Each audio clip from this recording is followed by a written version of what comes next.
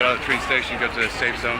Michael Furcall says he is a former U.S. Army engineer who was in Rome studying archaeology when he heard Ukrainian President Volodymyr Zelensky's appeal for foreign fighters. Within days, Furcall was at the train station in the western Ukrainian city of Lviv, boarding a train to Kyiv, hoping to volunteer as a medic. I'm a little bit nervous, to be honest, but at the same time, it's not about me, it's about the people that are suffering there. Ukraine has established an international legion for volunteers from abroad, and Zelensky has publicly urged foreigners to fight side by side with Ukrainians. Some of the foreign fighters say they are attracted by the cause, to halt what they view as an unprovoked attack in a once-in-a-generation showdown between the forces of democracy and dictatorship, even if it may have been a tough sell for their families back home. They're not happy, to say the least. Definitely not happy, but they're proud.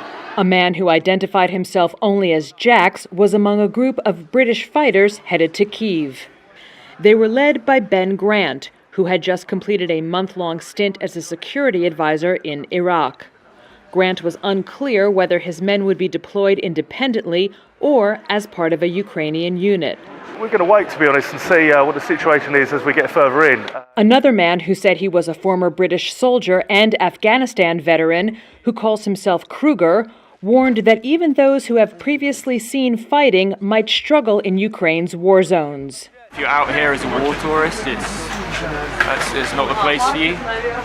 I think the realities of war, if you head out to the front, is going to be pretty overwhelming.